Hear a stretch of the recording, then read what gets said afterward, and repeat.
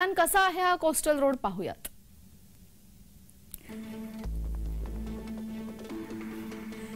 मुंबई ते कांदिवली 29 किलोमीटर लांबीचा हा कोस्टल रोड असेल। दक्षिण कोस्टल रोड हा 10.58 किलोमीटर लांबीचा।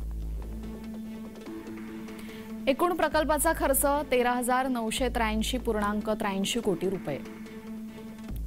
84% काम आतापर्यंत पूर्ण झालेलं आहे। प्रिन्सेस स्ट्रीट फ्लायओव्हर ते वरळी हा प्रकल्पातील पहिला टप्पा सुरू होणार आहे।